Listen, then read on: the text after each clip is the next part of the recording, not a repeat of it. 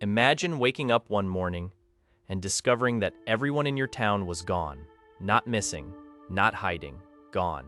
The houses are still there. The tools are still there. Food sits untouched. Clothes remain folded. But the people? They have vanished. No signs of struggle. No footprints leading away. No bodies. No explanation. Just silence. For over 90 years, one story has fascinated historians, mystery hunters, and conspiracy theorists alike. A story about an Inuit village near a remote Canadian lake. A village that, according to the legend, disappeared overnight. An entire community, gone without a trace. Some people believe it was a government cover-up.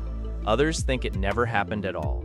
And a few believe something far stranger took place. This is the mystery of Anjikuni Lake, and the village that supposedly vanished overnight. To understand why this story became so famous, you first need to understand where it supposedly happened. Northern Canada is enormous. Vast forests, frozen lakes, snow-covered wilderness stretching farther than the eye can see. Even today, many parts of the region remain incredibly isolated. In the 1930s, they were even more remote. Travel was difficult. Communication was limited.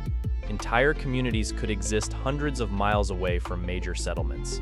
One such location was Anjikuni Lake, a beautiful but isolated lake in what is now Nunavut, Canada. Region was home to Inuit communities for generations.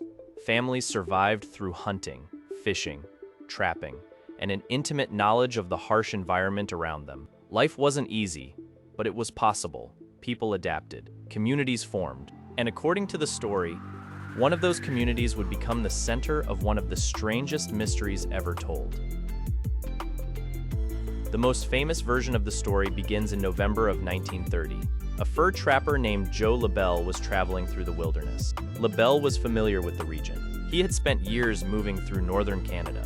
He knew the lakes, the forests, the weather, and many of the local settlements. As night approached, he headed toward an Inuit village near Anjikuni Lake. The village wasn't large, but it was known, a place where travelers could sometimes find shelter, food, conversation, a warm fire, nothing unusual, just another stop along a familiar route. But when LaBelle arrived, something felt wrong, very wrong. The village was silent, not quiet, silent. No voices, no children playing, no dogs barking, no signs of daily life, just stillness. At first, he assumed people were indoors, perhaps sleeping, perhaps avoiding the cold. But as he walked through the settlement, the silence continued. Every house appeared empty. No families, no hunters, no elders, nobody. The entire village seemed abandoned. And according to the legend, the deeper he looked, the stranger things became. Food supposedly remained inside homes, meals partially prepared, tools left where they had been used, weapons untouched, personal belongings scattered throughout the village. If the residents had left voluntarily, why would they leave everything behind? And if they had fled, what had frightened them enough to abandon an entire settlement? The story claims that even the dogs were missing. The sleds remained, but not the animals that pulled them. Some versions say campfires had burned out naturally. Others claim rifles were still leaning against walls. Expensive supplies remained untouched. Nothing appeared stolen. Nothing appeared destroyed. It looked as though the villagers had simply vanished, as if an entire community had been erased. LaBelle reportedly searched the area, calling out, looking for survivors, looking for clues. But according to the story, he found nothing.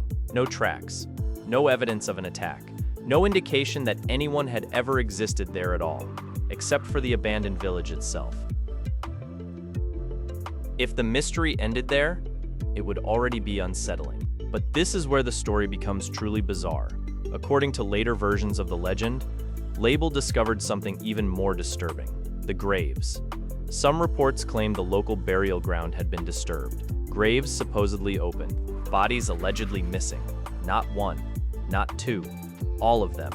An entire cemetery emptied. The wooden markers remained, the graves remained, but the bodies were supposedly gone. And then there were the lights.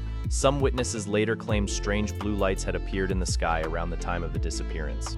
Others described unusual glowing objects moving above the wilderness. The story began evolving, growing larger, stranger, more mysterious. What started as a missing village became something else entirely, a supernatural mystery, an alien encounter, a government conspiracy, depending on who was telling the story. Eventually, newspapers began reporting the disappearance.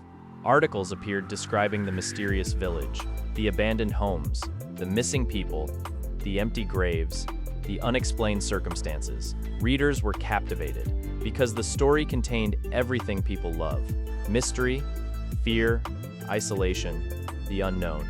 Idea that an entire community could simply vanish was terrifying, and the remote location made verification difficult. Most readers would never travel to Anjikuni Lake. They had no way to check the facts, so the story spread, year after year, decade after decade, becoming one of the most famous unsolved mysteries in North America. But there was one problem, a very big problem: the evidence, or rather, the lack of it. As researchers began examining the story more carefully, cracks started appearing. Historians searched records, government documents, police reports, newspaper archives, and they found something surprising. There appeared to be no official investigation matching the dramatic claims. The Royal Canadian Mounted Police, often called the RCMP, had no records supporting the most famous version of the story. No documented mass disappearance, no reports of emptied graves, no evidence that an entire village vanished overnight. Researchers searched deeper. Still nothing. The more records they examined, the harder it became to verify the legend. Some historians couldn't even confirm that a permanent village existed exactly as described. Others suggested small seasonal camps may have existed in the area, but not necessarily the large settlement described in newspapers. The mystery began shifting. The question was no longer, what happened to the villagers? The question became, did the disappearance ever happen at all? Many researchers eventually traced the story back to newspaper articles published years after the alleged event. Some details changed depending on the source. The number of missing villagers varied. Descriptions became more dramatic over time. New details appeared. Old details disappeared. Farther the story traveled, the stranger it became. This is surprisingly common, especially with stories from remote locations. One person tells a story, another adds details, someone else exaggerates.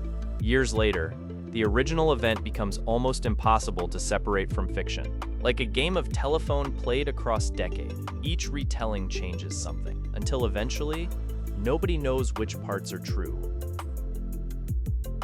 Despite the lack of evidence, many people remain convinced something unusual happened, partly because the story feels possible. Remote communities exist, people disappear. Records can be lost. Communication in the 1930s was far from perfect, and human beings are naturally drawn to mystery, especially mysteries with no clear ending. We dislike unanswered questions. Our brains constantly search for explanations. When none exist, we create them. Aliens, secret government operations, mass migration, supernatural forces. Anything feels better than uncertainty, and Anjikuni Lake provides plenty of uncertainty. There is something uniquely disturbing about disappearances. A murder has an ending, an accident has an explanation, a disaster leaves evidence, but disappearances leave questions. Questions linger, questions multiply, and without answers, our imagination takes over. That's why stories like Anjikuni Lake survive. Not because they're proven, but because they're unresolved. The human mind hates unfinished stories. We want closure. We want certainty. We want answers. And when answers don't exist, the mystery becomes immortal. Most historians believe the dramatic version of the story is largely fictional, a legend, a misunderstanding, a story exaggerated through decades of retelling. Some suggest travelers may have encountered an abandoned seasonal camp. Others believe journalists amplified small details into a sensational headline. And once the story entered popular culture, it became impossible to stop. The mystery fed itself, each generation discovering it for the first time, each generation adding new theories, new questions, new possibilities. Today, the mystery of Anjikuni Lake remains one of the most famous disappearance stories ever told. Not because we know exactly what happened, but because we don't. Maybe there was no vanished village. Maybe the entire story grew from a misunderstanding. Maybe important details were lost to history. Or maybe Something happened out there that nobody ever fully understood. A remote lake, an abandoned settlement, a story passed from one generation to another, and a question that refuses to disappear. Because whether the village vanished or not, the mystery certainly didn't. And sometimes, the stories we cannot verify become far more powerful than the ones we can.